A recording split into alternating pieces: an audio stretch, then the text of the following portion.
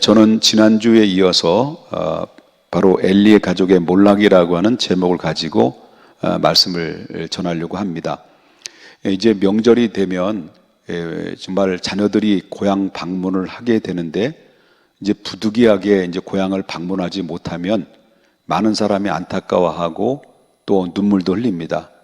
부모님의 얼굴을 뵙지 못한 것 때문에 죄송스러워서, 그래서 하는 얘기가 불효자는 웁니다 라고 얘기를 해요. 근데 지금은 코로나로 인해서 부모님이 제발 오지 마라 하면서도 불구하고 결국 부득이하게 부득불 자녀들은 고향을 방문을 합니다. 그래서 이런 용어가 떠오릅니다. 이런 용어들이 많이 돌아다니는데요. 불효자는 옵니다 라고 얘기한다는 거예요.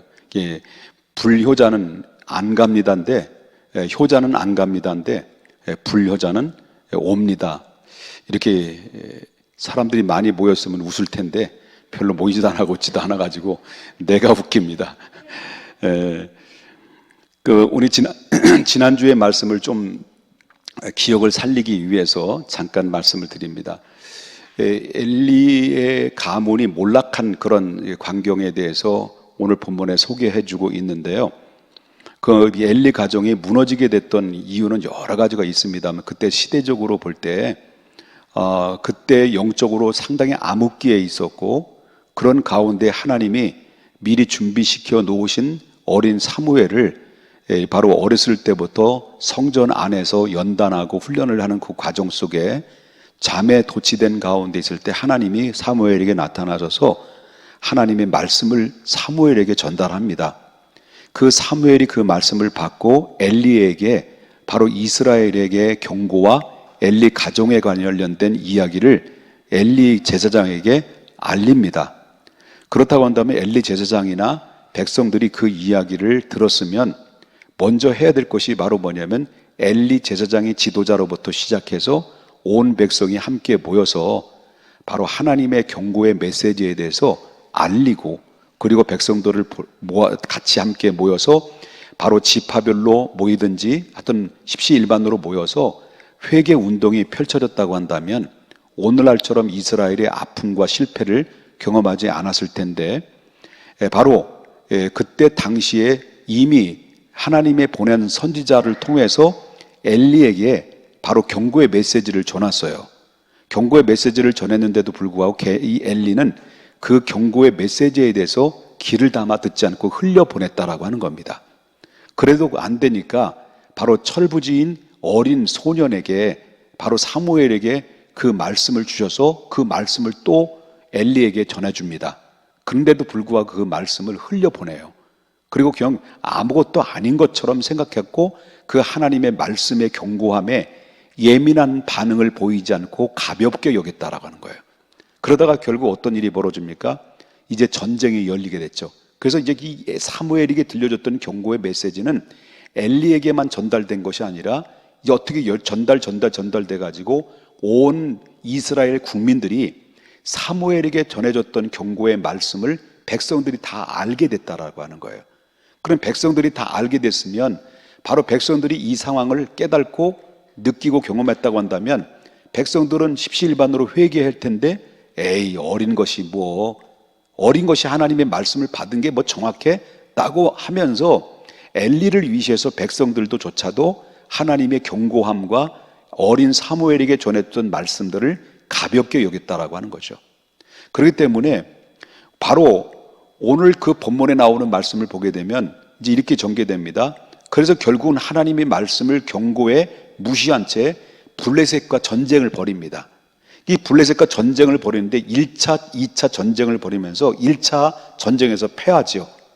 1차 전쟁에서 패했는데, 패한 그 결과에 대해서 바로 장로들이 모여가지고 회의를 합니다. 왜 패했을까? 그 이유를 두 가지를 하는데, 그 방법을 두 가지. 하나는 바로 뭐냐면, 패한 이유는 우리들의 책임이 아니라 하나님이 왜 어찌하여 우리 이스라엘 백성들을 도와주지 않았을까라고 하는 원망 섞인 그러한 바로 불편한 심기를 하나님께 보여드립니다. 그래서 이 장로들은 결국 어떻습니까? 이 이스라엘의 패배의 원인은 우리에게 있는 것이 아니라 하나님께 있다라고 책임을 하나님께 전가를 시키는 그런 모습들을 이스라엘 장로들을 통해서 보게 돼요. 그것도 이스라엘 장로는 또 뭐냐면 하나님의 명령에 따라서 움직일 수 없는 그 법궤를, 하나님의 언약궤를 바로 실로에 가서 가지고 와서 이 블레셋과 전쟁을 다시 치렀을 때는 바로 하나님의 언약궤를 앞세워서 전쟁에 한번 나가자, 다시 재도전하자 해서 실로에 있는 언약궤를 바로 하나님의 명령이 임하지도 않은데 자기 멋대로 실로에 있는 언약궤를 가지고 와서 바로 전쟁 진영 맨 앞좌석에 놓고 전쟁을 치렀다라고 하는 거예요. 그런데 결국 2차의 전쟁 때에도 결국 1차 때처럼 결국 어떻습니까? 완패를 하고 말합니다. 1차에서는 4,000명이 죽었어요. 바로 군사 4,000명이 죽었고 2차 전쟁 때에는 완패를 했을 때는 결국 어떻습니까? 이스라엘 보병이 3만 명이라는 사람이 죽었어요. 살육을 당했어요. 그래서 이 비참하고 처참한 일들이 벌어지게 됐고 그 다음에 뭡니까? 하나님의 언약궤만 있으면 승리할 줄 알고 바로 전쟁을 치렀는데 하나님의 영광이나 하나님의 임재나 하나님의 도와주신 것이 아무것도 없고 하나님 영광이 떠나버리니까 결국 언약궤라는 것은 아무런 힘과 효력 발생을 되지 못함으로 깨달게 결국 블레셋에 의해서 하나님의 언약궤는 빼앗기고 맙니다. 하나님의 언약궤를 빼앗길 뿐만 아니라 언약궤 곁에 지켜 있었던 홈리와 엘리의 아들이었던 두 제사장 홈리와 비느하스는 그 현장에서 처참하게 죽임을 당해요. 그래서 3만 명이라는 군사가 죽어요. 이런 모든 상황이 완패하고 난 다음에 이런 상황이 오늘 그 이후로부터 있었던 일들에 대해서 오늘 본문에 소개를 하고 있다라고 하는 거죠. 자, 그러면 바로 이 완패하고 언약궤를 빼앗겼고 그리고 이런 소문들을 전해 듣고 있었을 때 어떤 베냐민 한 지파인 어떤 한 사람이 전쟁터에서 빠져나온 거예요. 전쟁터에 빠져나와서 그 바로 성중에 들어가서 이 사실을 엘리에게 보고를 합니다. 그리고 백성들에게 보고를 해요. 백성들은 그 소식을 듣고 전쟁에서 완패했다는 소식을 전해 듣고 백성들은 막 통곡의 눈물을 흘리고 함성의 소리가 들려지죠. 그래서 엘리의 제사장은 이 소리가 무슨 소리냐? 그리고 그 제사장은 의자에 앉아서 바로 전쟁터에 내보내졌던 언약궤로 인해서 마음이 두렵고 떨리는 마음으로 이 모든 소식에 대해서 궁금해하고 바로 이 소식에 대해서 기다리고 있었던 상황이죠. 그런 가운데 있을 때 베냐민 지파인 한 사람이 이 모든 상황을 보고를 했을 때 이 보고를 들었던 엘리 제사장의 반응은 어떤 반응이었는가라는 거에 대해서 오늘 본문에는 이렇게 소개를 하고 있어요. 자, 13절에 나오는 말씀 보십시다. 13절에 이제 베냐민 지파 한 사람이 진영에서 왔어요. 빠져나왔어요. 그가 이를 때에 엘리가 자기의 의자에 앉아 기다리며 그의 마음이 뭐로 이 말미암아 하나님의 계로 말미암아 떨릴 즈음에 하나님의 법궤가 이미 옮겨졌어요. 실로에서 옮겨졌어요. 전쟁터에 나가 있어요. 이제 실로의 법궤는 없는 거예요. 그런 가운데 있을 때 바로 엘리는 두렵고 떨리는 가운데서 벌벌벌 떨고 있었어요. 그 즈음에 성읍 사람들이 소리가 들려오는데 바로 성읍 사람들이 울부짖는 소리가 들려와요. 그런 가운데 있을 때 이제 이 소식을 누가 와서 전해주냐면 아까 베냐민 지파가 전해주는데 17절과 18절에 나오는 말씀이에요. 보십시다. 소식을 전하는 자가 대답하여 이르되 이스라엘의 블레셋 사람들 앞에 도망하였고 백성 중에서는 큰 살육이 있었고 당신의 두 아들 홈리와 비느하스도 죽임을 당하였고 하나님의 궤는 빼앗겼나이다 라는 그 말이 떨어지자마자 하나님의 궤를 말할 때 엘리가 자기의 의자에 앉아서 있을 때 그의 충격을 받습니다. 충격을 받고 그냥 뒤로 넘어진 거예요. 뒤로 넘어져다가 바로 어디에 있습니까? 문 곁에서도 목에 부딪혀서 목이 부러져서 그 현장에서 즉사하는 이런 상황이 이르게 됐다라고 하는 거죠. 엘리는 결국 어떻습니까? 처참하게 죽임을 당해요. 이런 가운데 있었다라고 하는 거죠. 자, 그 다음에 두 번째는 그 집의 며느리입니다. 며느리. 엘리 이렇게 죽었어요. 그 집의 며느리 봅시다. 19절부터 20절 보겠습니다. 그 며느리가 있는데, 며느리인데 누구의 아내냐면 비느하스의 아내예요.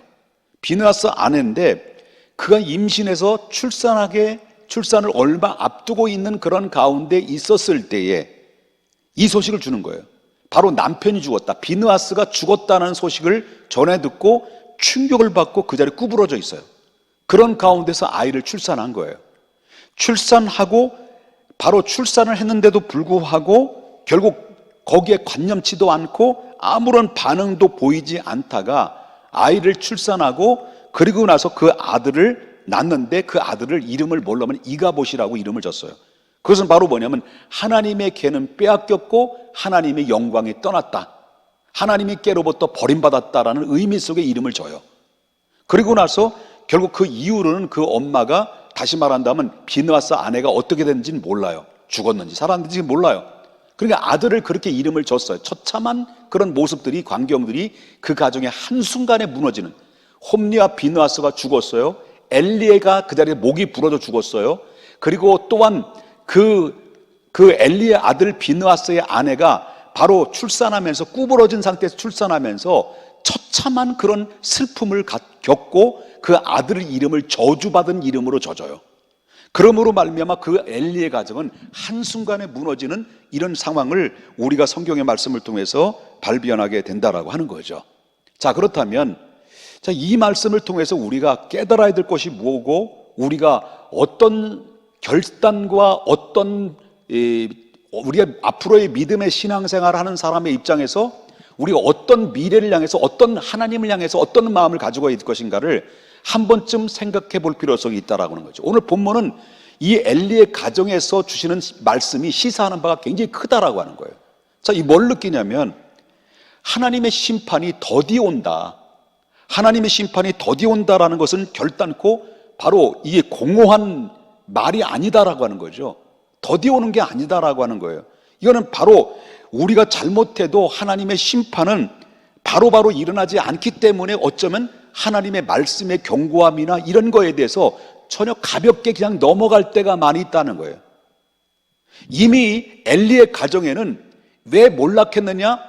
하나님의 경고의 메시지가 계속 전달됐는데도 불구하고 엘리는 홈리와 비느하스가 못된 짓을 자행하는 그런 광경 속에서 봤는데도 하나님의 선지자가 그를 지목하고 바로 잘못됐다, 바로 심판이 내릴 것이다 라고 하는데도 불구하고 엘리의 제사장은 그 말씀을 슬쩍 넘겼어요.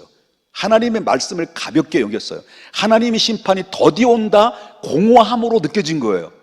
그런데 결국 어떻습니까? 이걸 짚고 넘어가지 않고 민감한 반응을 보이지 않고 싸고 싸다 보니까 결국 어떻습니까? 돌이켜야 될 기회가 많이 있었습니다만은 돌이켜야 될 기회를 저는 놓치다 보니까 결국은 어떻습니까? 하나님이 최종적으로 뭐예요? 심판을 내리는 이런 상황이 이르게 됐다라는 것을 우리가 보게 된다라고 하는 거죠. 그렇기 때문에 분명히 하나님께서 엘리에게 2번이나 경고의 말씀을 줬어요. 백성들에게도 2번이나 경고의 말씀을 줬어요. 하나님의 선지자가 보내가지고 엘리에게 경고의 말씀을 줬는데도 그 말씀을 그냥 슬쩍 가볍게 여기고 지나쳐 버렸다는 거예요. 그리고 또한 사무엘이, 어린 나이에 가지고 있는 사무엘이 경고의 메시지를 줬어요. 그러면 2번이나 기회를 줬다고 한다면 바로 이 엘리는 깨달아야 되는데 엘리는 비대했어요. 몸이 뚱뚱했어요. 그 비대한 만큼 엘리는 몸과의 관계는 인지 모르겠습니다만은 몸에 비대한 만큼 영적으로도 엘리는 게을렀다라고 하는 거예요.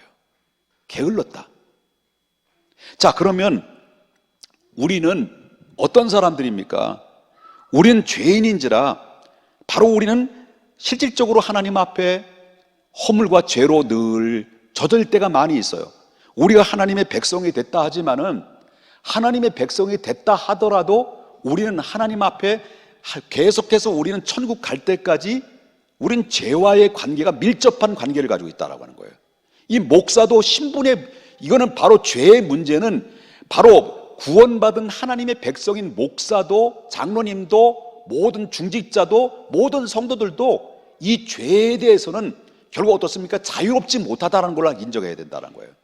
이런 죄의 문제를 우리가 하나씩 하나씩 우리가 쌓아두게 되면 그거는 결국 어떻습니까? 골마 터져서 결국 우리에게는 많은 병을 얻게 되고 그런 시련과 심판을 받게 되는 그런 경우들이 많이 발견하게 된다라고 하는 것입니다.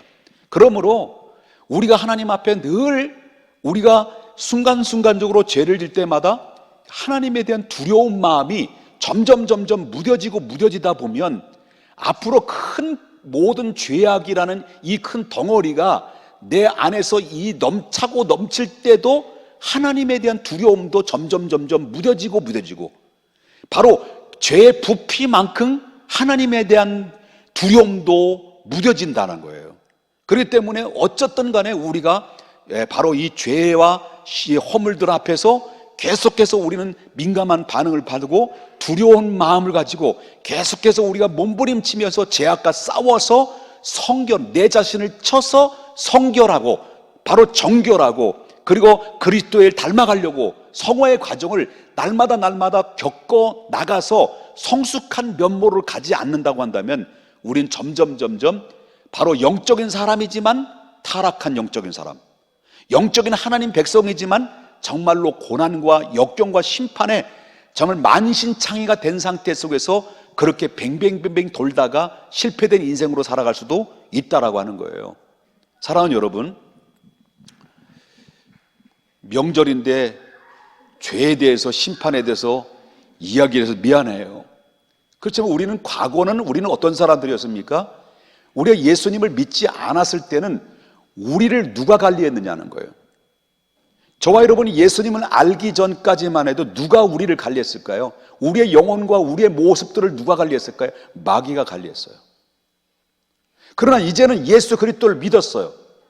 예수 그리스도 안에 있는 자는 결코 정죄함이 없나니 죄와 사망의 법에 성령의 생명의 법이 죄와 사망의 법에서 너를 해방하셨다라고 하는 하나님의 백성들은 이제는 바로 뭐냐면 마귀에 의해서 관리된 인생이 아니라 하나님이 특별하게 이제부터는 여러분들을 관리한다는 거예요. 예수님을 믿고 있는 한 바로 이제는 마귀가 우리를 관리하는 것이 아니라 하나님이 우리를 특별하게 관리 아래에 있다는 걸 알아야 된다는 거예요. 그렇기 때문에 어쩌면 마귀가 여태까지 우리를 관리했을 때는 계속 우리를 죄짓게 만들고 우리 영혼을 파괴하게 만들고 어떤 죄를 져도 아무런 일들이 일어나지 않았어요. 아무런 반응도 보여지지 않았어요. 어떤 죄를 져도 죄책감도 없이 살아도 아무런 그런 반응도 없었고 오히려 더 형통하고 더 잘 될 수도 있었다라고 하는 거예요. 그런데 이제는 이제부터는 하나님의 관리 아래에 있는 백성들이 된 이상부터는요, 누가 책임져 주십니까? 하나님이 이끌어 가시는 거예요. 하나님이 이끌어 가시기 때문에 때로는 우리가 죄를 질 때마다 성령을 통해서 말씀을 통해서 책망을 해요. 그리고 계속해서 돌아서서 돌이키게 만드셔서 회복시키게 만들어요. 그래도 안 됐을 때는 바로 뭐냐면 하나님의 징계를 대요. 그래서 이 히브리서에 나오는 말씀을 보면 누구든지 징계가 없으면 사생자, 버림받은 자라고 그랬어요.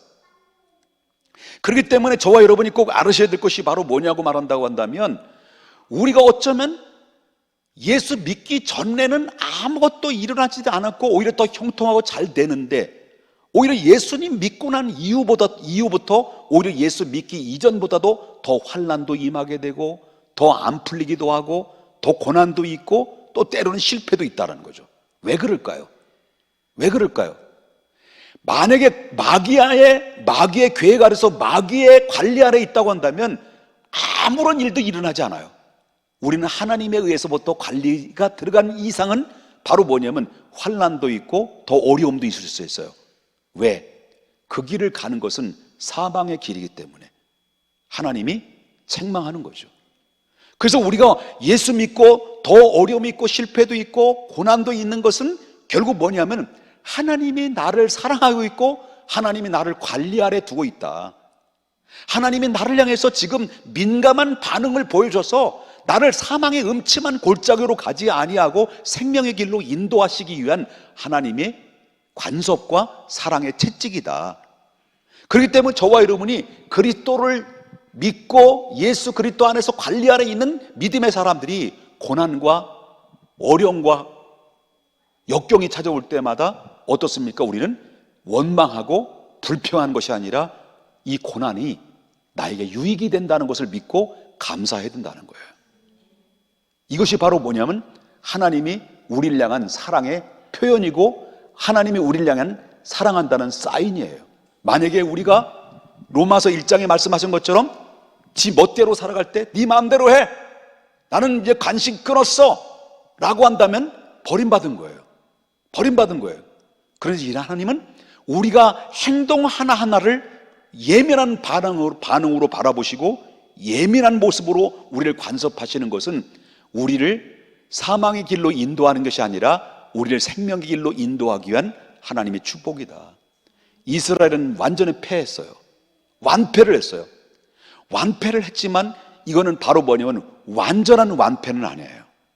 결국 이스라엘은 다시 회복시키고 다시 그 이스라엘을 통해서 결국 누가 출현이 됐다는 거예요.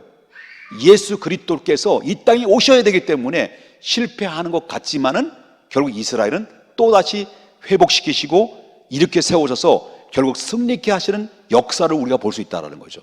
결코 우리는 넘어지는 것 같지만 실패되는 것 같지만 우리 믿는 그리스도인들은 결국 싸워놓고 이기는 것이다. 이것이 바로 성경의 진리의 말씀을 통해서 우리에게 주시는 교훈이고 메시지다라는 것을 잊어서는 안 된다라고 하는 것입니다. 하나님 앞에 감사해야 될 것은 이 고난과 역경이 내 앞에 왜 하필이면 많은 사람 중에 왜 나일까라고 원망이 들 수도 있고 그리고 하나님을 향해서 원망할 수도 있는 상황이 내 앞에 있다 할지라도 절대로 우리는 하나님을 향해서 원망하거나 환경을 탓해서는 안 된다.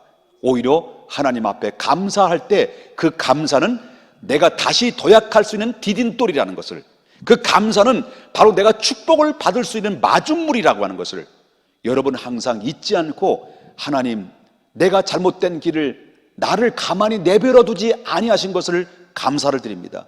내가 겹길로 갈 때마다 하나님 나를 따끔하게 채찍을 가해주신 것을 감사합니다. 내가 정말로 죄를 질 때마다 내 안에 정말 책망을 받을 수 있고 내 안에 찔림을 주시고 내 안에 정말로 하나님에 대한 두려움을 갖게 된 것을 하나님 감사합니다 라고 하나님 앞에 감사하면서 내 자신을 쳐서 계속해서 싸움을 통해서 예수 그리스도를 닮아가는 영적 승리자가 다 돼야 될 줄 믿습니다. 기도합니다.